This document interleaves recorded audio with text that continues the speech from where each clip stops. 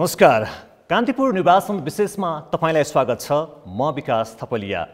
दोस्रो गणतान्त्रिक संसदको लागि हुन गइरहेको आम निर्वाचनको मिति नजिकै गर्दा मौसमी चिसो बढे पनि राजनैतिक वातावरण तातिएको छ। मङ्सिर 4 गते हुन गइरहेको आम निर्वाचनको लागि उम्मेदवारहरू घर दैलो र प्रसारमा गइरहेका छन्। विकास र समृद्धिको एजेन्डामा मतदातालाई रिझाउने र भोट माग्ने हुडबाजी चलिरहेको छ। आजको कान्तिपुर निर्वाचन विशेषका लागि हामी सुन्दर कर्णाली प्रदेशको रमणीय जिल्ला कालीकोट आइपुगेका छौँ। कालीकोट देशकै सबैभन्दा धेरै दलित समुदाय बसोबास गर्ने एउटा जिल्ला पनि हो। तर यो जिल्लामा कुनै पनि राजनैतिक दलहरूले दलितलाई उम्मेदवार बनाएका छैनन् भने दलित आफै पनि उम्मेदवार बनेर उभिन सकेका छैनन्। सँगै अन्य क्षेत्रमा जस्तै यो जिल्लामा पनि कोही पनि महिलाहरूले उम्मेदवारी दिएका छैनन्, राजनैतिक दलहरूले महिलालाई उठाएका छैनन्। यो एउटा दुःखद राजनैतिक विषय पनि हो। आजको कार्यक्रमको सुरुवात गरौँ। आजको बहसमा हामीले सत्तारूढ गठबन्धनका तर्फबाट यो जिल्लामा नेकपा माओवादी केन्द्रका नेता, कर्णाली प्रदेशका पूर्व मुख्यमन्त्री, पूर्व ऊर्जा मन्त्री महेन्द्र बहादुर शाहीलाई उठाएको छ र उहाँको अनुपस्थितिमा हामीले माओवादी केन्द्रका जिल्ला संयोजक लक्ष्मी प्रसाद चौलागाई शैलेन्द्रलाई निम्त्याएका छौँ। त्यसै गरी नेपाल मजदुर किसान पार्टीका तर्फबाट उम्मेदवार बनेका खडकराज शाही, त्यसै गरी नेकपा एमालेका तर्फबाट उम्मेदवार बनेका नगेन्द्र शाही नेसनल, त्यसै गरी स्वतन्त्र उम्मेदवारी दिएका काशीरामचन्द्र बराल विराटलाई आज हामीले यो बहसका लागि यहाँ आमन्त्रण गरेका छौँ। यहाँहरू सबैजनालाई कान्तिपुर निर्वाचन विशेष यो बहसमा स्वागत गर्न चाहन्छु। धन्यवाद।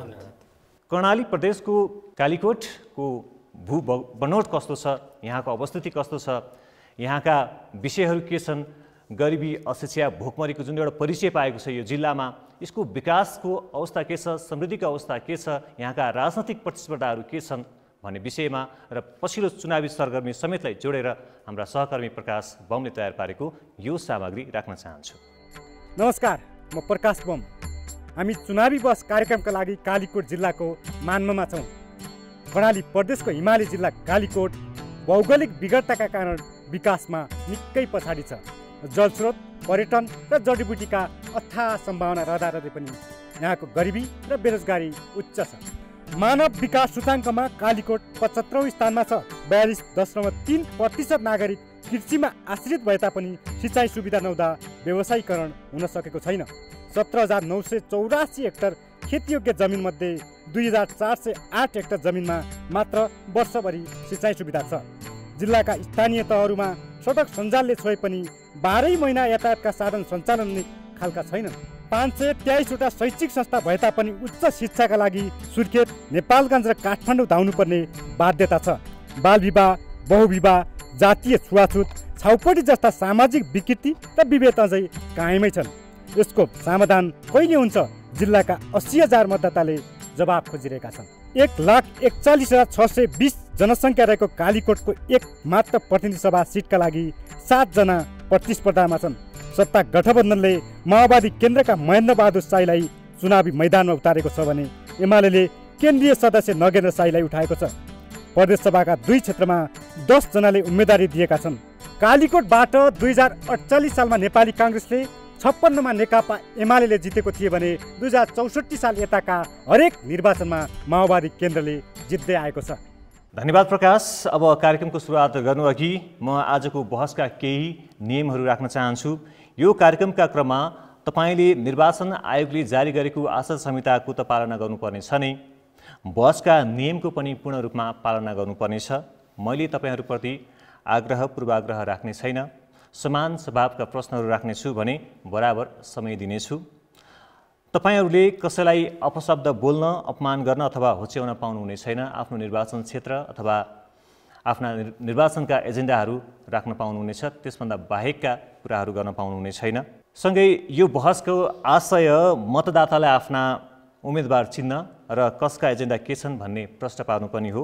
र कार्यक्रमको सुरुवात गर्नु अघि हामीले उम्मेदवार कुन सिटमा बस्ने र कोबाट प्रश्नको सुरुवात गर्ने भन्ने विषयमा गोलापर्था गरिसकेको छु र सोही आधारमा मैले प्रश्न सोध्नेछु। तपाईँबाट कार्यक्रम सुरुवात गर्न चाहन्छु।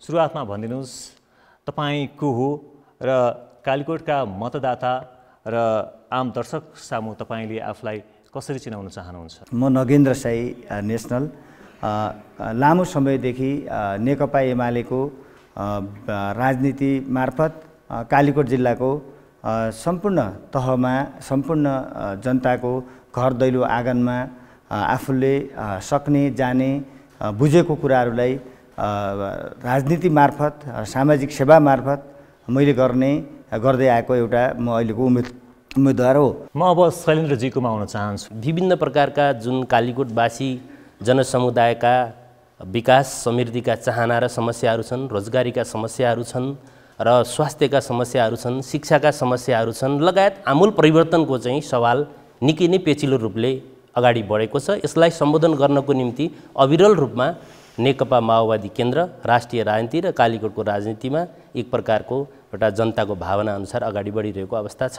तपाईँको आफ्नो परिचय र कालीकोटका मतदाता र आम दर्शक सामु तपाईँ आफूलाई कसरी चिनाउन चाहनुहुन्छ? म चाहिँ काशीचन्द्र बराल। अब कालीकोट जिल्लाको सन्दर्भमा 2045 सालदेखि मैले यो राजनीति यात्रा तय गरेको कुरा भयो र खास गरी तात्कालीन हिसाबले हेर्दा माओवादी केन्द्रको एउटा संस्थापक भएर यो कालीकोट जिल्लाको करिब 35 वर्ष इतिहास मैले राजनीतिमै बिताएको कुरा भयो र मेरो राजनीतिक यात्रा मात्रै नभएर मैले सामाजिक यात्रा पनि सँगसँगै बढाइराखेको हुँदा राजनीतिक र सामाजिक यात्रालाई फ्युजन गरेर कालीकोटको जिल्लालाई रूपान्तरण र यसलाई समृद्धिको यात्रामा कसरी लान सकिन्छ भन्ने अहोरात्र खटेरै म यहाँसम्म आइपुगेको छु। म अब खड्गराजतर्फ आउन चाहन्छु। तपाईँ पनि भनिदिनुहोस् कि तपाईँ को हो र यहाँका मतदाता र आम दर्शक सामु तपाईँ आफूलाई कसरी परिचित गराउन चाहनुहुन्छ? धन्यवाद यहाँलाई। म खड्गराज साई नेपाल मजदुर किसान पार्टीको तर्फबाट अहिले यो निर्वाचनमा उम्मेदवारी दिएको छु। यस अर्थमा हामीले उम्मेदवारी दियौँ कि यो देशको अस्तित्व चाहिँ एकदम सङ्कटमा छ। अहिले देशको स्वाभिमानमाथि आँच आउने कामहरू अहिलेका शासक दलहरूबाट भयो। यसलाई चिर्नका निमित्त र यो देशलाई चाहिँ त्यो खालको सङ्कटबाट जोगाउनका निमित्त त्यसका सँगसँगै हालसम्म चाहिँ कालीकोटबाट प्रतिनिधित्व गर्ने प्रतिनिधिहरूले खासमा संसदवाद के हो त्यो संसदवादलाई नबुझेको र यो हिसाबले हेर्दाखेरि चाहिँ तपाईँको कालीकोट अहिले पनि खालि चाहिँ तपाईँको आफ्ना निज स्वार्थ पूर्ति गर्ने एउटा माध्यम बनेको छ। अहिलेसम्म जसले प्रतिनिधित्व गरे ती व्यक्तिहरू त्यसलाई चिर्नका निमित्त अहिले चाहिँ हामीले प्रतिनिधित्व दिएका छौँ। र म फेरि आउन चाहन्छु, नगेन्द्रजीतर्फ आउन चाहन्छु। तपाईँ आफ्नो निर्वाचन क्षेत्र अथवा कालीकोट जो एउटा मात्र निर्वाचन क्षेत्र रहेको छ यो क्षेत्रबारे कतिको जानकार हुनुहुन्छ? कालीकोट जिल्ला असाध्यै धेरै सम्भावना बोकेको जिल्ला हो। यहाँ जल जमिन जङ्गल जडीबुटीको प्रचुर सम्भावना भएको जिल्ला हो।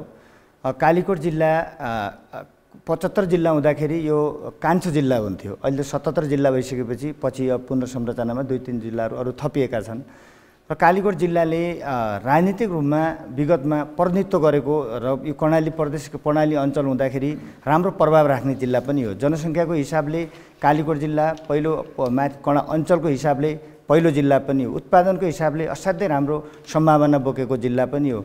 जति बेला चाहिँ भनौँ न यो यहाँ जति बेला चाहिँ 25-30 वर्ष अगाडि पञ्चायत राणा शासन हुँदाखेरि कालीकोट जिल्लाको रातो चामल भोटमा गएर तिब्बतसँग व्यापार गर्थ्यो। जति बेला नुनको व्यापार हुन्थ्यो हो त्यति बेला चाहिँ यो समृद्धशाली जिल्ला हो।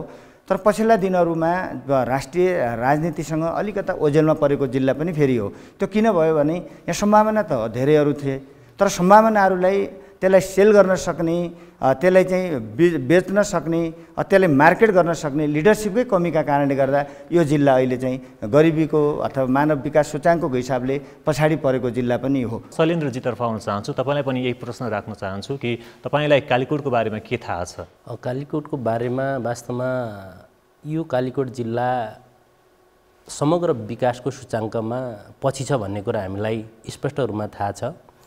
हाम्रो क्षेत्रमा गरिबी अभाव लगायतका विभिन्न समस्याद्वारा हामी ग्रसित छौँ भन्ने कुरा हामीलाई स्पष्ट थाहा छ। मैले अघि पनि भने शिक्षाको क्षेत्रमा, स्वास्थ्यको क्षेत्रमा, कृषिलाई आधुनिकीकरणको क्षेत्रमा, पर्यटनको विकासको क्षेत्रमा, यहाँको चाहिँ लगायत भौतिक पूर्वाधारको क्षेत्रमा सबै कुराहरूमा यो क्षेत्र पछि छ। हामीले त्यो काम जनताको चाहना अनुसार गर्न सकेका छैनौँ भन्ने कुरा हामी स्पष्ट नै छौँ। दुईटा विशाल देशहरूको बिचमा एउटा गतिशील एउटा स्थानको रूपमा कालीकोटलाई विकास गर्नु हाम्रो काम हुन्छ र पर्यटन क्षेत्रमा पनि गुणात्मक रूपले विकास गर्नु हाम्रो काम हुन्छ। शिक्षा क्षेत्रमा पनि हामीले अलिकति वैज्ञानिक, आधुनिक र सिपमूलक शिक्षा प्रणालीमा जिल्लालाई लानुपर्नेछ र जल क्षेत्रमा खास गरी हाइड्रो पावरको क्षेत्रमा जुन सम्भावनाहरू छन् त्यसलाई विकास गरेर आम जनताको सेयर, जनतालाई घर घरमा चाहिँ एउटा रोजगारी र एउटा पैसो प्राप्त गर्ने वातावरण एउटा जल मार्फत अथवा हाइड्रो पावर मार्फत गर्न सकिन्छ भन्ने मान्यताहरू छन्। अब म काशीचन्द्रजी तर्फ आउन चाहन्छु। तपाईँलाई पनि यही प्रश्न, तपाईँलाई आफ्नो निर्वाचन क्षेत्रबारे के जानकारी छ? अब यो निर्वाचन क्षेत्रबाट जानकारी भन्दाखेरि कालीकोट जिल्ला सम्भावनाको जिल्ला हो र यहाँ अथाह सम्भावना छ और यसलाई व्यवस्थापन गर्न नसकिएको, खास गरी यसलाई राजनैतिक हिसाबले र सामाजिक रूपान्तरणको क्षेत्रमा लिडरहरूको तर्फबाट, राजनैतिक दलहरूको तर्फबाट यसलाई एउटा भोट बैंक र उपयोग गर्ने थलो मात्रै बनाइयो, जसको कारण परिवर्तनमा कालीकोट जिल्लाले ठुलो एउटा कुर्बानी गरेको छ।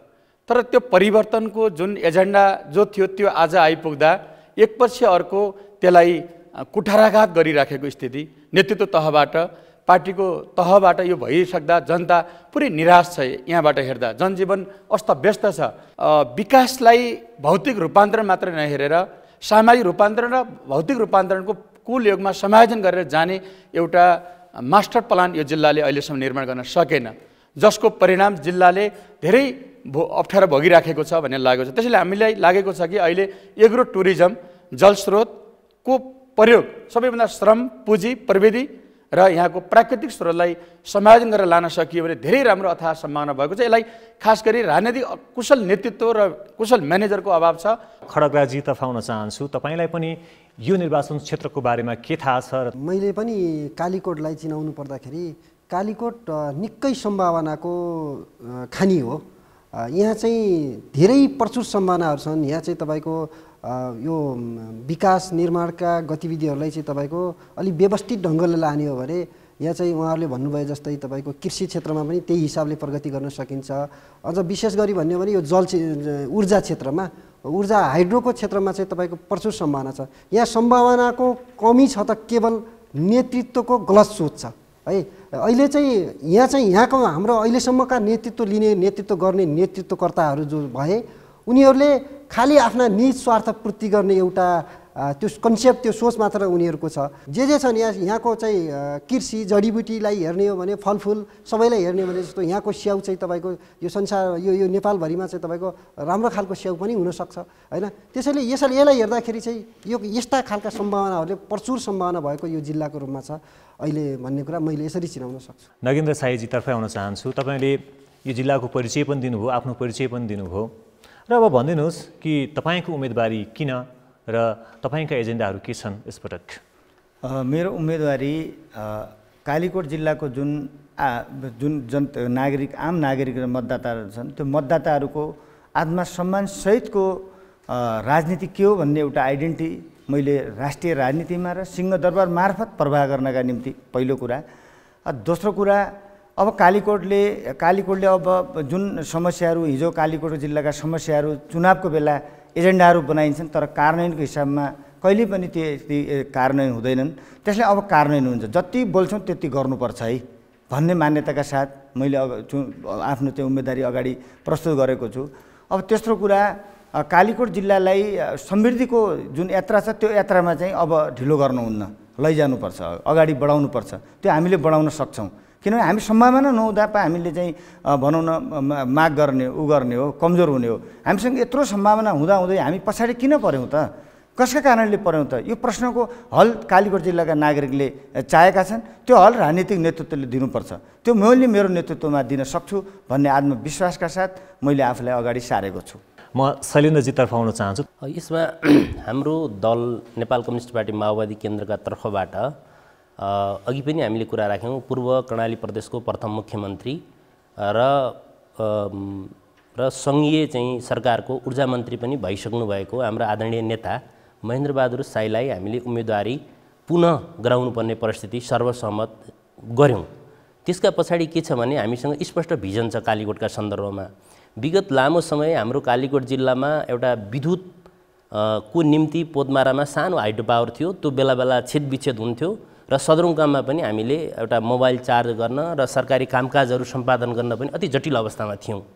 त्यसको निम्ति हामीले महेन्द्र बहादुर साईलाई हाम्रो दलको तर्फबाट उम्मेदवार र जनताले रुचाएपछि जुन क्याबिनेटमा चाहिँ पुग्नुभयो, पुगिसक्दा अहिले तपाईँले हेर्नुभयो भने कालीकोटमा उज्यालो कालीकोटको एउटा वातावरण सिर्जना भएको छ। सम्पूर्ण जनसमुदायहरूले एक प्रकारको लाभ प्राप्त गर्नुभएको छ।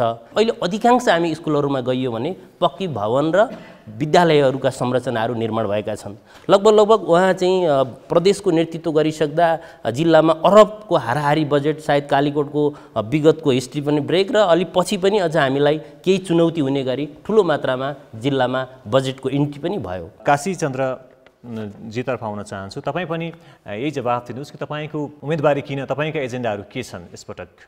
उम्मेदवारी किनभने पहिलो कुरा म जुन दलमा थिएँ, जो दलमा नेकपा माओवादीसँगै म आबद्ध भएको र यहाँको माओवादीको संस्थापक थिएँ, पार्टी नेतृत्व र त्यहाँको पार्टी प्रणालीमा आएको खराबी, पार्टी नेतृत्वले पुरै पेलुवा हेपेर र एउटा तानाशाही प्रवृत्ति देखाइसकेपछि त्यसको पार्टी सञ्चालन गर्ने प्रणालीमा जान नसकिसकेपछि पार्टीलाई ठिक ढङ्गले व्यवस्थापन, सही ढङ्गले सामूहिक प्रणालीमा लानका निमित्त एउटा च्यालेन्ज दिन मेरो एउटा पहिलो उम्मेदवारीको कुरा यो हो भन्ने छ।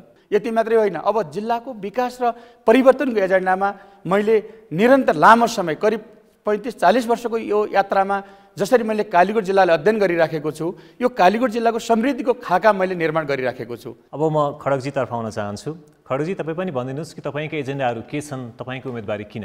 हामीले जनताको राजनीतिक चेतना स्तर नाप्ने ब्यारोमिटरको रूपमा यो चुनावलाई लिएका छौँ र यस अर्थमा कि अहिले चाहिँ शासक पार्टीका उम्मेदवारहरू जसले चाहिँ हिजो प्रतिनिधित्व गर्नुभयो, उहाँले आफ्नो निस्वार्थ पूर्ति गर्नका निमित्त म जस्तो भनौँ कि कुनै ताका हिजो अमेरिकी साम्राज्यवाद भनेर खुब चर्को विरोध गर्नेहरू आज जितेर गइसकेपछि त्यही अमेरिकी सैन्य रणनीति समेटेको एमसिसी पास गर्न गडगडाट ताली पिटे। त्यसले चाहिँ उहाँहरूको चाहिँ त्यो धर्म भएन, त्यसले उहाँहरूले आफ्नो घोषणापत्र अनुसार काम गर्न सक्नु भएन। अब पनि त्यस्तै मान्छेहरूलाई फेरि जिताउने हो भने यो जिल्ला चाहिँ अझ पछाडि होइन, अझ पछाडि पर्छ।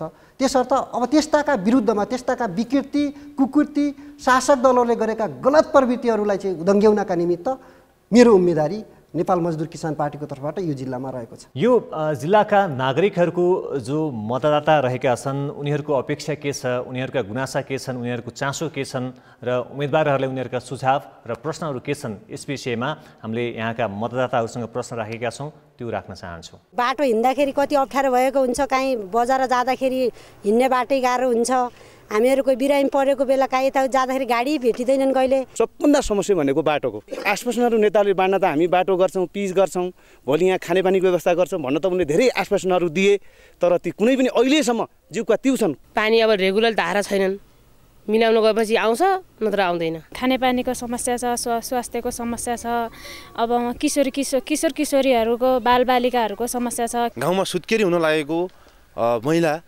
उसको सफल उपचार नहुँदै गाउँमै बीच बाटोमै मृत्यु भएको घटनाक्रम जारी छ। लामो समयदेखि एयरपोर्ट बन्न सकिरहेको छैन। त्यो एयरपोर्टलाई पनि सही समयमा बनेर यहाँका जनताहरूले त्यो राहत महसुस र छिटो छरितो चाहिँ यात्रा गर्न पाएको भए पनि हुन्थ्यो।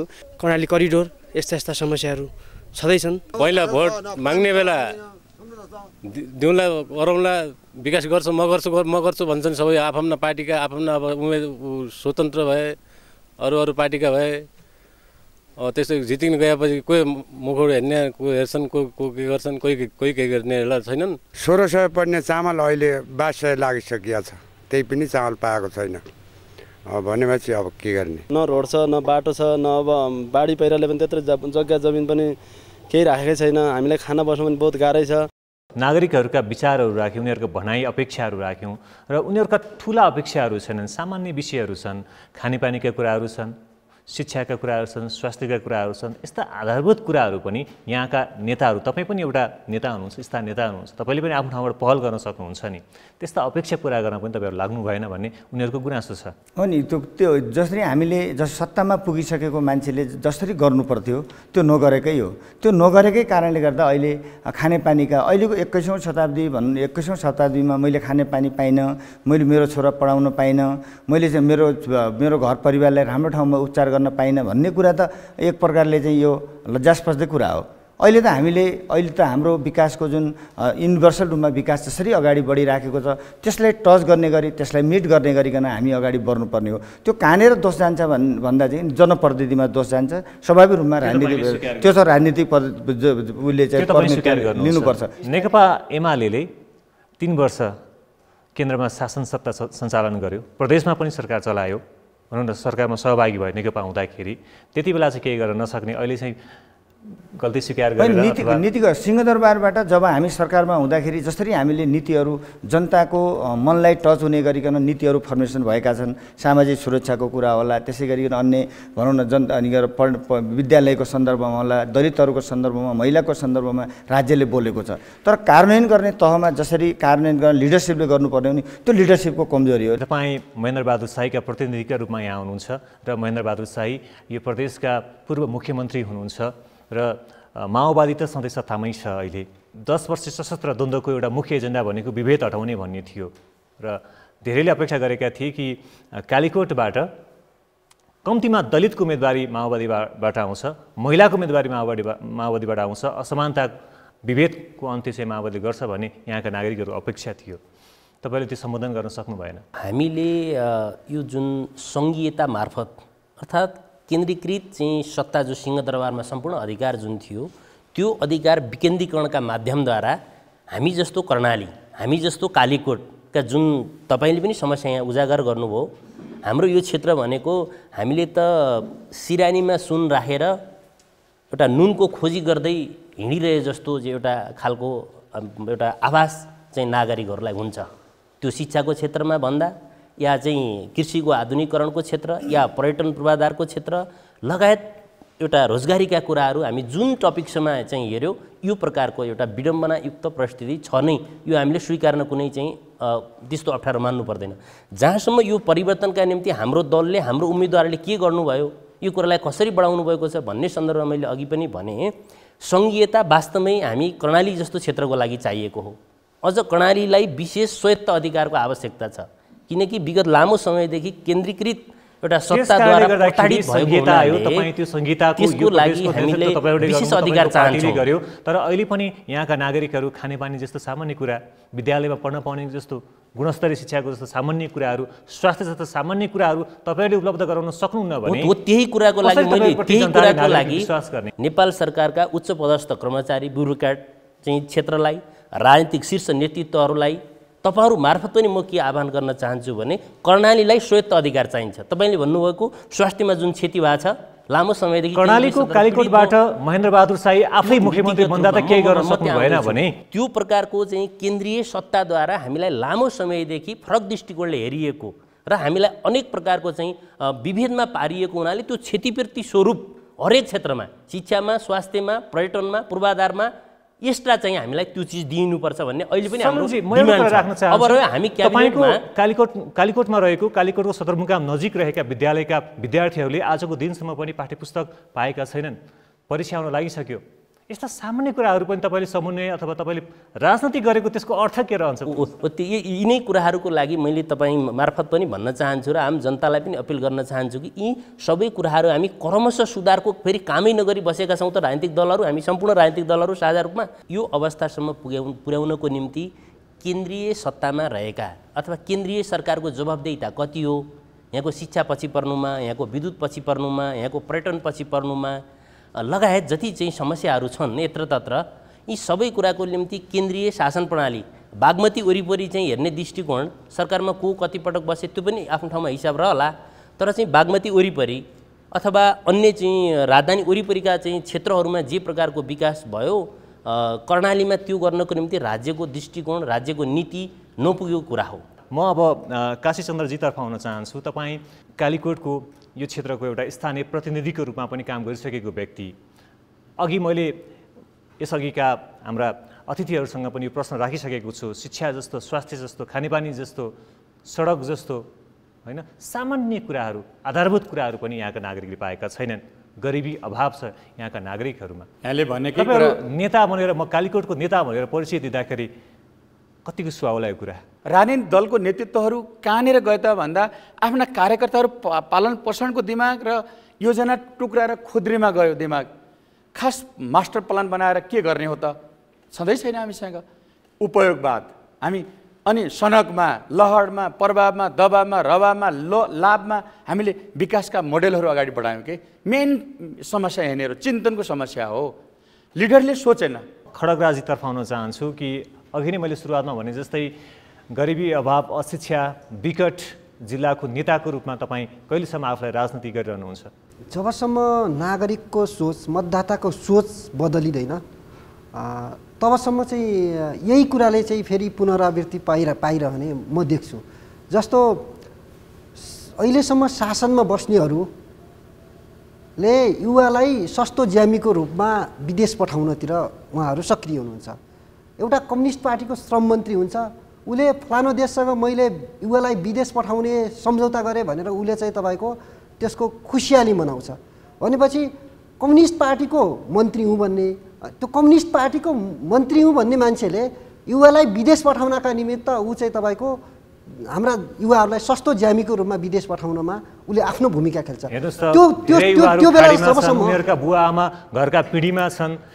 यहाँको वन जङ्गल झाडीमा समेत 60 भन्दा बढी प्रकारका जडीबुटीहरू छन्, त्यत्तिकै खेर गइरहेका छन्। एकदम मैले त्यही कुरा म त्यहाँ आउँदैछु। अघि साथीहरूले भन्नुभयो यो कालीकोट जिल्लामा 1 अरब रुपियाँ चाहिँ भित्रियो भन्नुभयो। त्यो 1 अरब रुपियाँ रोजगारमा भित्रिएन, त्यो 1 अर्ब रुपियाँ विकास निर्माणमा सही सदुपयोग भएन। त्यो 1 अर्ब रुपियाँ कहाँ निर्माण, कहाँ प्रयोग भयो? भित्रियो हो, साँचो कुरा भित्रिएको। त्यो कहाँ भित्रियो भने तिनका आसेपासे, जसले तिनका वरिपरि घुम्थे मन्त्रीहरू, या चाहिँ चिफ मिनिस्टर भन्नुहोस् या चाहिँ कुनै मिनिस्टर भन्नुहोस्, त्यसका जसका वरिपरि घुम्थे तिनले चाहिँ तपाईँको तिनले चाहिँ उपभोक्ता समितिसँग कमिसन माग्ने र तिनैका वरिपरि घुम्नेहरूको बिचमा चाहिँ त्यो 1 अर्ब रुपियाँभन्दा बढी नै बेसी नै भित्रियो। म फेरि नगेन्द्रजीतर्फ आउन चाहन्छु। सामाजिक विभेदको कुरा गर्ने हो भने सबैभन्दा धेरै विभेद कालीकोटमै छ। अझै पनि बहुविवाह यहीँ छ, बालविवाह यहीँ छ, छाउपडी प्रथा यहीँ नै छ। दलितहरू अहिले अगाडि बढ्न सकेका छैनन्। हेर्नुहोस् त, पुरुषहरू मात्रै, कोही पनि महिला हुनुहुन्न उम्मेदवारमा, कोही पनि दलितहरू हुनुहुन्न। यो के भएको यो जिल्लामा भन्नुहोस् त? यहाँको जुन लिडरसिप, फेरि पनि लिडरसिपमै जान्छ कि कुरा चाहिँ। लिडरसिप अलिक दूरदर्शी हुनु पर्यो। लिडरसिप जब हामी पनि जिल्ला तहको लिडरसिप हौँ, हामी पार्टीमा लामो समयदेखि काम गर्दै आएका हौँ। त्यो काम गर्दाखेरि म वैज्ञानिक छु, 21औं शताब्दीको नागरिक हुँ, म आइटी फ्यामिलियर छु, म चाहिँ अब सामाजिक सञ्जाल जान्छु भनेर हुँदैन। त्यसलाई चाहिँ के भन्नु, प्र्याक्टिकल्ली रूपमा चाहिँ जो प्र्याक्टिकल लाइफ हुन्छ त्यो लाइफमा हामीले चाहिँ तपाईँले भने जस्तै गरी समावेशी गर्नु पर्यो। अर्को कुरा राइट बेस्ड एप्रोचमा अधिकारमा आधारित हामीले चाहिँ अब के गर्नुपर्छ भने कर्तव्यहरू पालना गर्ने, आफ्नो रेस्पोन्सिबिलिटीहरू बेयर गर्ने कुरालाई प्राथमिकता राख्नुपर्छ। र साथीहरूले अहिले पनि हामी कतिपय फ्यान्सी कुरा गरेको जस्तो मलाई लाग्छ, डेटाबेसमा कुरा गर्नुपर्छ जस्तो लाग्छ। तपाईँको पार्टीले पनि त यो जिल्लामा प्रदेशसभामा महिलालाई उम्मेदवार बनायो, न दलित उम्मेदवार बनायो। तपाईँ आफै ती महिला दलितहरूलाई पछाडि पारेर आफू उम्मेदवार बन्नुभएको छ। त्यसका कतिको सुहाउँदो विषय हो। त्यसका निम्ति हामीले के कुरा बुझ्नुपर्छ भने उम्मेदवारीहरू बनाउने कुरालाई मात्रै प्राथमिकता दिनुहुन्न। फेरि क्वालिटीको कुरा हुन सक्ला, योग्यताको कुरा हुन सक्ला, योगदानको कुरा हुन सक्ला।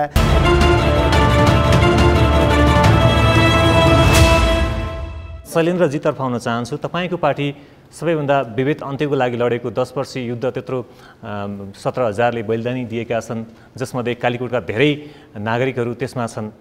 100 नागरिकहरूले चाहिँ आहुति दिएका छन् भनौँ। तपाईँको पार्टीले चाहिँ कोही दलित देखेन, कोही महिला देखेन उम्मेदवार बनाउनको लागि? सङ्घीयता सँगसँगै अहिले संविधानको मर्मअनुसार सबै पार्टीमा समावेशी हिसाबले पार्टी नेतृत्वहरू विकास भएको छ कि छैन?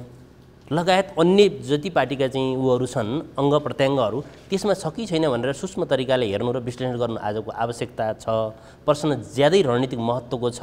अब यसमा माओवादी केन्द्रका तर्फबाट भन्ने हो भने सबैभन्दा पहिले योभन्दा अगाडि जति बेला माओवादी सुरुमा जुन प्रकारको माओवादीको प्रसिद्धि थियो त्यो प्रसिद्धिमा खड्गबहादुर विश्वकर्मा चाहिँ प्रत्यक्ष उम्मेदवार भई जित्नुभयो र 2 पटक क्याबिनेटमा प्रतिनिधित्व पनि गर्नुभयो यस जिल्लाबाट। त्यो सँगसँगै एकजना राज्यमन्त्री नवीन विश्वकर्मा राज्यमन्त्रीको रूपमा पनि उहाँले स्थान लिनुभयो। त्यो भनेको कहीँ न कहीँ मैले भन्न खोजेको माओवादीले त्यो कुरालाई म्यानेज गरेर त्यो प्रकारको पहिले लिनुभयो उहाँहरूको पालो सकियो अब नयाँ कोही छैनन् भन्नु खोजेको हो। त्यसका निम्ति अहिले पनि तपाईँले हेर्नु भने यो जिल्लाको पार्टीको मूल नेतृत्व विष्णुबहादुर विक पार्टी केन्द्रीय सदस्यको हैसियत यो कालीकोट जिल्लाको लार्जेस्ट पार्टीको इन्चार्ज हामीले दलित तर्फबाट पार्टीको नेतृत्व गरेका छौँ। अब काशीजीतर्फ आउन चाहन्छु। यहाँ बहुविवाहका समस्याहरू छन्, छाउपडी अझै पनि यहाँ छ, दलित भेदभाव छुवाछुतको अवस्था अहिले पनि उस्तै छ। तपाईँले के गर्नुभएको छ अहिलेसम्म अन्त्य गर्नको लागि? एकदम यहाँले भनेको कुरामा अब मैले भन्दाखेरि यसको एउटा समाधान खोजिराखेको कुरा हो। सामाजिक जागरण जरुरी छ र राजनैतिक त्यहाँ जस्तो संविधानले एउटा सकारात्मक विभेदीकरणको कुरा स्वीकारेको जो छ नि त्यो कुराको व्यवहार त यहाँ लागू गर्न जरुरी छ र त्यो कोटा निर्धारणको प्रणालीबाट अगाडि जान विशेष कोटाको निर्धारण गरेर जानुपर्छ भन्ने कुरा कार्यान्वयन गर्न नसक्नुको परिणाम यहाँले भने जस्तो यो कुरा आइराखेको एउटा भयो। अब मैले यसलाई समाधान दिने उपाय के हो त भन्दा यहाँ समाजमा रहेको यो एकीकृत जीवन प्रबन्धन कार्यक्रम मार्फत सञ्चालन गर्नुपर्छ भनेर मैले जागरण सुरु गरेको कुरा छ जो राष्ट्रकोट नगर सरकारको मैले प्रमुख हुँदै गर्दा त्यो आजको दिनसम्म कार्यान्वयन छ। त्यसले एउटा नयाँ उद्वेलन पैदा गरेको छ। एउटा उदाहरण मात्रै दिन खोजेको जस्तो यहाँले भनेकै एउटा कुरा मलाई के लागिरहेछ भने यो अहिले दलहरूको जो कुरा गऱ्यौँ अहिले यहाँले पनि राख्नुभयो शैलेनजीले। अब यो दलित र महिला यो देखाउने दाँत भयो के रियलमा आफ्नो नेतृत्व र आफ्नो सत्ता नछोड्न चाहने रहेछ। हेर्नुहोस् यहाँ म प्रष्टै यहाँलाई भन्छु तपाईँहरूले आफ्नो बारेमा बताइरहनु भएको हो कि हो? एकदम म भन्दैछु यहाँ अब त्यो अगाडि बढाउँ जस्तो विष्णुबहादुर विकलजीलाई विकल्पलाई प्रत्यक्षको यहाँको कालीकोट जिल्लाको उम्मेदवार उठाउँ भनेर अन्तिम हामी सबैको एकमतले भएको चिज गडबडी किन गरियो माथि म त्यसको विरुद्ध पनि हो। अहिले मेरो बागी उम्मेदवार त्यहाँ हो। खड्गराजजीतर्फ आउन चाहन्छु। तपाईँको भान्सामा पाक्ने धेरै परिकारहरूमध्ये कालीकोटमै उब्जाउ भएका चिजहरू चाहिँ कति छन्? अहिले एकदमै न्यून छ। यो चाहिँ हिजो कुनै ताका यो देशबाट चाहिँ तपाईँको खाद्यान्नहरू बाहिर जाने त्यो चाहिँ निर्यात हुने चाहिँ प्रचलन थियो। अहिले मैले अघि भने मेरो कुरा अघि नै मैले सुरुमै यो तपाईँको प्रश्नको जवाफ अघि पनि छ। अहिले शासन गर्ने शासक दलहरूको दृष्टिकोण शासक दलहरूको कारण सारा देशका युवाहरूलाई सस्तो ज्यामीको रूपमा बाहिर पठाइसकेपछि यो देशमा चाहिँ तपाईँको अहिले यो देशका अधिकांश भूभागहरूमा चाहिँ जमिन खाली छन्, बाँझो छ, जग्गा जमिनहरू बाँझो छ। त्यसैले त्यो त यहाँ कालीकोटमा पनि त्यो मेरो घरमा पाउँदैन हैन। अर्थात् यहाँ हामीले चाहिँ तपाईँको जति खान्छौँ त्यो चाहिँ आयातित सामानहरू हामीले खाइराखेका छौँ। तेलको कुरा गर्नुहोस् या चाहिँ दालको कुरा गर्नुहोस् या चामलको कुरा गर्नुहोस्। अहिले लाजमर्दो कुरा हो है, एकदम लाजमर्दो कुरा। यो लाजमर्दो कुरा छ। यो कुरा चाहिँ तपाईँको अहिलेसम्म एकैछिन यो लाजमर्दो कुरा छ। म फेरि नगेन्द्रजीतर्फ आउन चाहन्छु। आजभन्दा करिब 1 दशक अघि लोकसेवा आयोगले एउटा प्रश्न सोधेको रहेछ परीक्षार्थीहरूलाई। त्यो प्रश्न म तपाईँलाई राख्न चाहन्छु। तपाईँले त्यसको जवाफ सक्नुहुनेछ भन्ने मैले अपेक्षा राखेको छु। 28 वर्षसम्म पनि निर्माण नसकिने नेपालको एयरपोर्ट कुन हो भनेर प्रश्न सोधिएको थियो। हाम्रै जिल्लामा छ। यो देखाउने निर्वाचनका बेला चाहिँ असाध्यै गतिलो एजेन्डा भइराखेको हुन्छ। यो त्यो प्रश्न सोधेको पनि 10 वर्ष भइसक्यो। 10 वर्ष भइसक्यो र अघि यहाँ कुरा पनि उठिराखेको थियो। मैले भने हामी डेटामा कुरा छलफल गर्नुपर्छ जस्तो लाग्छ कि मलाई। अहिले हामी सिंहदरबारलाई पनि दोष दिनुपर्छ जस्तो मलाई लाग्दैन। किनभने अहिले त हामी फेडरल व्यवस्थामा छौँ, सङ्घीय व्यवस्थामा छौँ। कालीकोट जिल्लाले कर्णाली प्रदेशको मुख्यमन्त्री पाइरहँदाखेरि त्यहाँको बजेट कालीकोटमा कति आयो भन्ने होइन, बजेट टोटल कति खर्च भयो भन्ने कुराले अर्थ राख्नु पर्थ्यो कि। त्यस कारणले बजेटै खर्च गर्न नसकेन कसरी यहाँको विकास हुन्छ, कसरी सुन्तरालीको एयरपोर्ट बन्छ, कसरी कर्णाली कोरिडोर बन्छ, कसरी हाम्रा गाउँका बाटाहरू बन्छन्, कसरी स्वास्थ्य चौकीहरू बन्छन्, बन्दैनन्। त्यसका निम्ति योग्यता कौशलता भनेको के एउटा राम्रो कारिगरको आवश्यकता अहिले फेरि कालीकोटलाई छ। यस्ता कति योजनाहरू छन्। तपाईँको सरकार केन्द्रमा छ, यो केन्द्रीय सरकारको योजना अन्तर्गत पर्दछ। त्यसलाई अलिकति सहयोग प्रदेशले गर्न सक्छ जसमा तपाईँहरूले नै सत्ता चलाउनु भएको। तपाईँहरूले केही गर्नु भएन भने जनताको अगाडि तपाईँले यस्ता शब्दजालहरूले कहिलेसम्म राजनीति म त्यही भनिराखेको छु किनभने अब हामी आफैले नेताहरू जो आफै चाहन्छु। तपाईँ माओवादीको जिल्ला संयोजक हुनुहुन्छ, तपाईँ मार्फत यहाँका महेन्द्र बहादुर साई लगायतका माओवादी केन्द्रलाई यो मेसेज पनि जान्छ कि अघि मैले लोकसेवा आयोगको प्रश्न राखेँ, 28 वर्षसम्म पनि निर्माण हुन सकेन र त्यो प्रश्न आएको 10 वर्ष भइसक्यो, अहिलेसम्म पनि सुनथराली त्यो एयरपोर्टबाट फेरि मानवसम्म केबल कार हाल्ने चाहिँ प्रचार गर्नुभएको छ अरे, त्यो चुनावको एउटा एजेन्डा बनाउनु भएको छ अरे। यसलाई के भन्ने, यसलाई कतिको तपाईँले गम्भीर रूपमा लिनुभएको छ कि यो चुनावी एउटा प्रचारबाजी मात्रै हो? अब यसमा के छ भने तपाईँहरू हामी सबैले नेपालमा केबल कार प्रणाली कति ठाउँमा हामी पुगेका छौँ अथवा नेपालमा कति ठाउँमा सञ्चालन छन्, यो सञ्चालन सम्भव हो या असम्भव हो भन्ने कुरा तपाईँ हामी सबैले पनि एउटा विचारणीय प्रश्न हो। तर जहाँसम्म लाग्छ हामी सबैले सबैको साझा मिहिनेत र प्रयत्न गर्दा सम्भावना भएको चिज नै हो। थुप्रै इन्जिनियर साथीहरू आउनुभयो, प्रारम्भिक चरणको चाहिँ सर्वे पनि गर्नुभएको छ। त्यो प्रारम्भिक सर्वेले केही चुनौतीहरू पनि छन् तर सम्भावना छ भनेर प्रारम्भिक रिपोर्ट तयार भएको छ। जो केबल कार त धेरै पछाडिको कुरा होला, पहिला एयरपोर्ट त भन्नु पर्यो नि। एयरपोर्टकै सन्दर्भमा पनि कुराकानी गर्दाखेरि अब अघिल्लो एकजना हाम्रो मन्त्री जो अहिले सत्ता गठबन्धन दलको तर्फबाट प्रदेशको मुख्यमन्त्री हुनुहुन्छ महेन्द्र जीवन बहादुर साई, उहाँकै पालामा हो सायद एउटा टेस्टिङ फ्लाइट भएको थियो र त्यसलाई निरन्तरता दिन र त्यसलाई व्यवस्थित गर्नको निम्ति अलिकति ध्यान दिनुपर्ने र त्यहाँनिर कमजोरी भएको कुरा स्वीकार्न हामीले कुनै अप्ठ्यारो मान्नु पर्दैन। जुनसुकै मन्त्रीमा अथवा जुनसुकै नेतृत्वमा बस्दा पनि त्यो हामीले निरन्तरता दिएर त्यसलाई दैनिक त्यो गर्न सकेका छन्। अहिले पनि अब भन्न त तपाईँले भने जस्तै गठबन्धन दलको अथवा दलहरूको घोषणापत्रमा के अरे हवाई जहाज चाहिँ नभएको के अरे एयरपोर्ट व्यवस्थित नभएका जिल्लाहरूमा चाहिँ हेलिकप्टर एम्बुलेन्सको सेवा अनिवार्य दिने भनेर उठाइएको छ। तर त्यो कुराले मात्रै पुग्दैन, यसलाई एकपटक टेस्टिङ फ्लाइट गर्दाखेरि सफल त भएको थियो, त्यसलाई निरन्तरता दिनको निम्ति सम्पूर्ण दल जो त्यो चाहिँ मन्त्रालयमा बस्नुभयो, अहिले यो दल ऊ दल मात्रै नभनौँ, जो पटक पटक हामी त्यहाँ जुन दलको तर्फबाट त्यो मन्त्रालयमा प्रतिनिधित्व भयो, त्यो कमजोरी हो। त्यो कमजोरीका बारेमा तपाईँहरू जस्तो मित्रहरूले पनि यो टेलिभिजनको माध्यमद्वारा बहस र छलफल गरेर प्रमुख बागडोर सम्हालेका अथवा विभागीय मन्त्री र विभागीय सचिवलाई पनि हामीले ध्यान आकर्षण लगातार त्यो हामी गर्छौँ। त्यो यसपटक हामी गर्ने स्पिडका साथ म काशीजीतर्फ आउन चाहन्छु कि केही दिन अघि मात्रै कालीकोटमै द्वन्द्वको अवशेष स्वरूप भन्नुपर्छ, बम विस्फोटबाट 2 बालिकाको मृत्यु भयो, 3 बालिका अझै पनि सुर्खेतमा उपचाररत हुनुहुन्छ। मृतक बालिकाप्रति म हार्दिक श्रद्धाञ्जली व्यक्त गर्न चाहन्छु र जो उपचार गरिरहनु भएको छ शीघ्र स्वास्थ्य लाभ कामना गर्न चाहन्छु। र द्वन्द्वको अवशेष अहिलेसम्म छ, हेर्नुहोस् त द्वन्द्व पीडितहरूको अवस्था के छ। तपाईँहरू सत्ताको लागि कुर्सीको लागि यसरी द्वन्द्व गर्दै हुनुहुन्छ, द्वन्द्व पीडितहरूको अवस्था त्यो छ अहिलेसम्म। द्वन्द्व पीडितहरूले न्याय पाएका छैनन्, प्रभावितहरूले न्याय पाएका छैनन्, के भन्नुहुन्छ? एकदम यो कुरा केवल कालीकोटले मात्रै जवाफ दिन सक्ने कुरा छैन। यो केन्द्र सरकारले र यो देशका राजनीतिक दलहरूले जवाफ दिनुपर्ने छ बढी।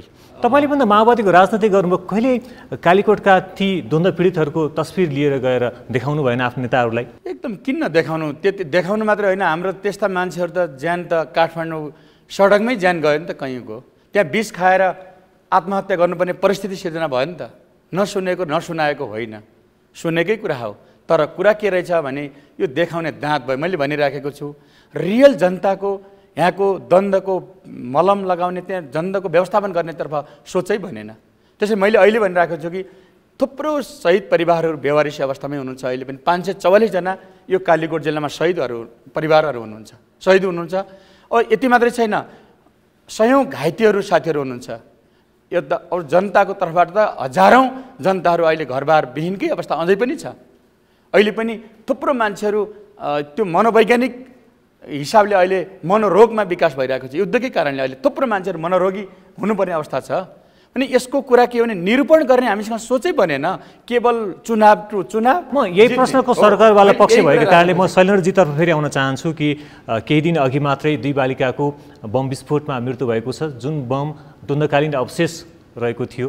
तपाईँहरूलाई यस्ता घटनाहरूले अलि संवेदनशील बनाउँदैन? अवश्य नै बनाउँछ र यो घटना दुःखद घटना हो र मृतकप्रति हामी सबैको तर्फबाट श्रद्धाञ्जली पनि हामीले व्यक्त गऱ्यौँ र राहतका निम्ति सम्बन्धित निकायसँग ध्यानाकर्षण पनि हामीले गरायौँ र यतिले पुग्ने विषय होइन। यो विषय त त्यो द्वन्द्वको चाहिँ बेलाको विस्फोटक पदार्थ हो वा अहिले पनि निर्वाचन सुरक्षा प्रणालीमा केही अभियान अन्तर्गत हो भन्ने कुरा मैले व्यक्तिगत रूपमा त अलि डिटेलाइजमा त म पुगेको छैन। तर चाहिँ के छ भने यस्ता कुराहरूको अब यो त एउटा घटना भयो, यसमा हामी सबै संवेदनशील छौँ र यसलाई यस्ता कुराहरू अझै पनि केही त्यस्ता प्रभावहरू छन् भने विश्वका विभिन्न मुलुकहरूमा पनि जो चाहिँ शस्त्र विद्रोहमा गए अथवा शस्त्र सङ्घर्षहरू सञ्चालन भए ती ठाउँहरूमा यस्ता समस्याहरूको लागि हाम्रो राज्यको तर्फबाट पनि निरन्तर यस्ता चिजहरूको एउटा के भन्छ अध्ययन अनुसन्धान निष्क्रियता अथवा यसको वातावरण गर्न पनि जरुरी हुन्छ यदि त्यो कोणबाट छ भने। र यसलाई हामीले यो मात्रै नभई यो शान्ति प्रक्रियाका धेरै महत्त्वपूर्ण कामहरू बाँकी छन्। त्यो भएको हुनाले पनि अहिले के छ भने शान्ति प्रक्रियाभित्रका जुन मेलमिलापका कुराहरू छन्, मतलब पीडित पक्षहरू हुनुहुन्छ अघि चाहिँ यो प्रक्रिया कहिलेसम्म चलाइराख्ने, ती पीडितहरूले कहिले न्याय पाउने त्यो चाहिँ शहीद परिवारहरूका गुनासाहरू, उहाँहरूको बालबच्चाको शिक्षा दीक्षाका कुराहरू, रोजगारीका कुराहरू र उसलाई यस्तो भइदियो, मतलब यो घटना भयो त्यो घटना भयो भनेको छ, अदालतमा मुद्दाहरू छन्, अन्तर्राष्ट्रिय चाहिँ विषयवस्तुहरू पनि छन्। यी सबै कुराको चाहिँ नि टुङ्गोमा पुर्याउनुको निम्ति यो प्रक्रिया बाँकी छ। त्यसैले त्यो भएको हुनाले पनि यो अहिले गठबन्धनको प्रक्रिया र यो प्रकारको जो यसमा बढी चाहिँ जवाफदेही शक्तिहरूले यसको एउटा विचारणीय रूपमा शहीद परिवारका कुरा, घाइते अपाङ्गका कुरा, चाहिँ विभिन्न प्रकारका चाहिँ मुद्दाका कुराहरू, मेलमिलापका कुराहरू, क्षतिपूर्तिका कुराहरू, यी सबै कामहरू गर्नु पनि यो दायित्व छ। अब निर्वाचित भएर खड्गराजीतर्फ आउन चाहन्छु गर्नुपर्ने छ कि तपाईँ सङ्घीय संसदको लागि उम्मेदवारी दिनुभएको छ, तपाईँ सांसद बन्नुभयो भने के गर्नुहुन्छ? मैले अघि सुरुमै कुरा गरेँ मेरो परिचयको क्रममा पनि म सांसद भएको खण्डमा मैले यो उपभोक्ता समितिसँग मैले कमिसनको खेलमा मन लाग्दैन। म चाहिँ यो देशको स्वाभिमान स्वतन्त्रताको पक्षमा म ताली पिट्छु। त्यसका साथसाथै जनताको जीवनस्तर उठाउने कानुन निर्माणमा मेरो भूमिका रहनेछ। त्यसैले पनि मैले पटक पटक भनिरहे, मैले हिजोका दिनहरूमा भने त्यसैले पनि यो संसदमा मेरो उपस्थिति जरुरी छ। अहिले मैले 46 सालदेखि मेरो आफ्नो राजनीतिक जीवनमा म अहिले 37 वर्षको उमेर भयो। यो 37 वर्षको उमेरमा 46 सालदेखि अहिलेसम्म जसले चाहिँ तपाईँको प्रतिनिधित्व गर्नुभयो उहाँहरूले संसदवाद बुझ्नु भएन। मेरो पार्टीले संसदलाई क्रान्तिकारी संसदवादको रूपमा उपयोग गर्छ। यसलाई चाहिँ तपाईँको लेनिनवादी नीतिअनुसार प्रतिक्रियावादभन्दा प्रतिक्रियावादी सङ्घ संस्थाभित्र गएर देश र जनताको सेवा गर्नुपर्छ भन्छ। म आफै खुदै संसदवादी होइन, संसदलाई क्रान्तिकारी संसदवादको रूपमा प्रयोग गरेर हामी त्यो खालको चाहिँ कानुन निर्माण गर्छौँ। हस्, धन्यवाद। तपाईँ संसदमा पुग्नुभयो भने तपाईँ के गर्नुहुन्छ र अलिकति यसअघिको निवर्तमान संसद भनौँ, यसलाई तपाईँले कसरी बुझ्नुभएको छ, कसरी लिनुभएको छ? तपाईँ सांसद हुनुभयो भने के गर्नुहुन्छ? अहिलेसम्मको पोलिटिक्सलाई उछाल्ने, पछार्ने र आफ्नो अनुकूलकै हुँदा मात्रै राजनीति हो भन्ने प्रकारको परिभाषित जसरी गर्न खोजिएको छ, यसबाट छुटकारा पाउनुपर्छ हामी लिडरसिपमा गइसकेपछि। अब राजनीति भनेको सुनिने मात्रै होइन, जनताले अनुभूति हुने गरिकन, देखिने गरिकन, अनुभूति हुने गरिकन राजनीतिलाई चाहिँ जनताको बिचमा लैजानुपर्छ। त्यसका निम्ति म आफू माननीय हुँदा चाहिँ के भने यो के हो त वास्तवमा राजनीति भनेको त यो रहेछ नि, राजनीतिक समस्यामा बोल्नुपर्छ। जनताको जुन समस्याहरू छन्, सानादेखि ठुला समस्याहरूसँग राजनीतिले बोल्नुपर्छ। त्यो बोल्नका निम्ति चाहिँ के हो भने लिडरसिपले आफूलाई चाहिँ खरो रूपमा जनताको चाहना बमोजिम, जनताको आवश्यकता बमोजिम, भूगोलको आवश्यकता बमोजिम, भूगोलको भाषा र जनताको भाषा बुझ्ने खालको चाहिँ राजनीति गर्नुपर्छ। हस्, म शैलेन्द्रजीतर्फ आउन चाहन्छु। तपाईँको पार्टीले सांसद निर्वाचित गर्न सफल भयो भने, मैले घोषणापत्र हेर्दै थिएँ नेकपा माओवादी केन्द्रको, कि त्यहाँ उल्लेख थियो घर घरमा वाइफाई बाँड्ने, घर घरमा बाटो पुर्याउने। यो त मेयरको काम होला होइन, प्रदेश स्तरसम्मको काम होला। यस्ता घोषणापत्रमा राख्नुभएको छ, यस्तै काम गर्नुहुन्छ कि अलि ठुला नीति निर्माण काम पनि गर्नुहुन्छ? अब यसमा हाम्रो दलको स्पष्ट धारणा के छ र हाम्रो जिल्लाबाट चाहिँ प्रतिनिधित्व गरेर जाने चाहिँ सांसदले यदि जनताले जिताउनु भएछ भने, राम्रो मतदान गर्नुभएछ भने पहिलो काम भनेको यो निर्वाचन प्रणालीमा देखिएका विकृतिहरूको अन्त्य गर्ने काम पनि एउटा गर्नुपर्ने छ। के छ बुदागत म भन्छु, म आउँदैछु।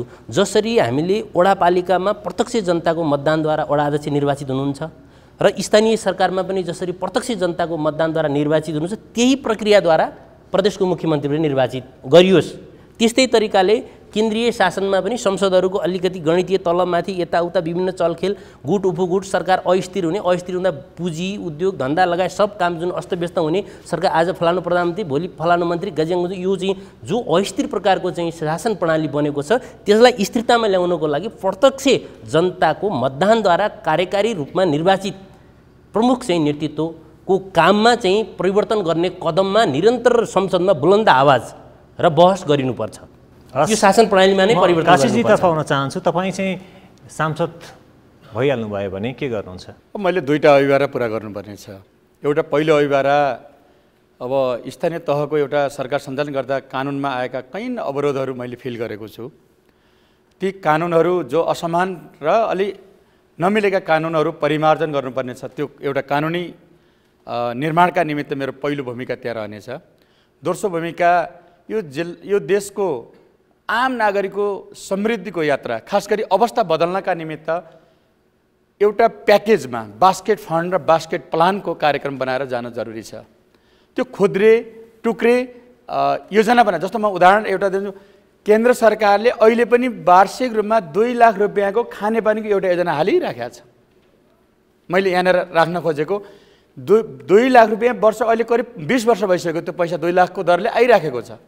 अनि यो चिन्तन र जो शैली जो छ त्यो तोड्न पर्ने छ। हस्, धन्यवाद।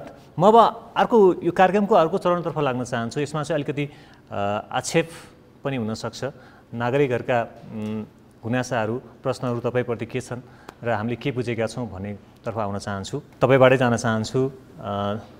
तपाईँ नेकपा एमालेबाट उम्मेदवारी दिनुभएको छ र तपाईँलाई एउटा लागेको आक्षेप चाहिँ के छ भने माओवादीका तर्फबाट मेयरमा उठेका आफ्ना सम्धिलाई तपाईँले जिताउनु भयो। त्यो यो त भन्ने कुरा न त हो, भन्ने नै हो नि। अब नेकपा एमालेको केन्द्रीय सदस्य, म पूर्व पार्टी अध्यक्ष, त्यहाँभन्दा अगाडिको उपाध्यक्ष, त्यहाँभन्दा अगाडिको उपसचिव, सचिव। र यो मान्छे त के गर्छन् भने नाच्न नजान्नेको आँगन टेढो भन्छन् नि। आफूले प्राप्त नगर्दाखेरि यस्ता कुराहरू नेताहरूलाई चाहिँ आक्षेप आगाउन आइराख्छन्। म अब शैलेन्द्रजीतर्फ आउन चाहन्छु। उपभोक्ता समितिमा सक्रिय हुने, त्यसपछि पैसामा अनियमितता गरेको भन्ने खालका आरोपहरू छ। अब यसमा के छ भने यो वास्तवमा त्यति सत्यको नजिक जस्तो चाहिँ मलाई लाग्दैन।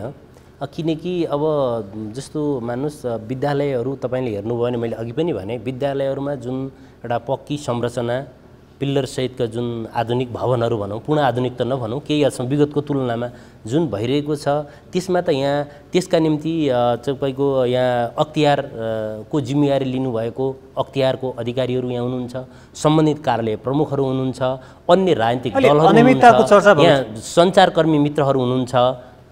यो सबै शक्तिहरूले पनि त यो कुरालाई प्रत्यक्ष हेरिरहेको छ। तपाईँले प्रश्न गर्नुभए जस्तै चाहिँ परिस्थिति हुन्थ्यो भनेदेखि अब स्थानीय तहमा जनताहरूबाट पनि हामी निर्वाचित अनुमोदित हुन सक्दैनौँ थियो होला। म अब तपाईँसम्म आउन चाहन्छु र तपाईँलाई लागेको आक्षेपहरू चाहिँ के छन् भने तपाईँ अस्थिर नेता, विद्यार्थी कालमा मसाल हुनुभयो, 53 सालमा एमालेमा प्रवेश गरेर गाउँपालिका अध्यक्ष, त्यसपछि माले, तपाईँले पत्रकारिता पनि गर्नुभयो, त्यसपछि काङ्ग्रेस बन्नुभयो, द्वन्द्वकालमा माओवादी हुनुभयो, अनि नगर प्रमुख हुनुभयो, केही दिनका लागि ओली निकट रहेर केन्द्रीय सदस्य पनि हुनुभयो, अहिले स्वतन्त्रमा उम्मेदवारी दिनुभएको छ।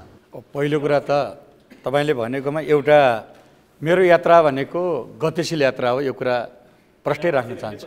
गतिशील यात्रा छ मेरो पहिलो कुरा। तर मेरो सार कहाँ हो भने समाज बदल्नका निमित्त मेरो निरन्तर भूमिका चाहिँ चाहिन्छ भन्ने कुरा हो पहिलो। यहाँ जस्तो एउटा दुईवटा कुरामा तपाईँलाई त्यो जे भन्नुभयो त्यो म पुरै खारेज गर्न चाहन्छु।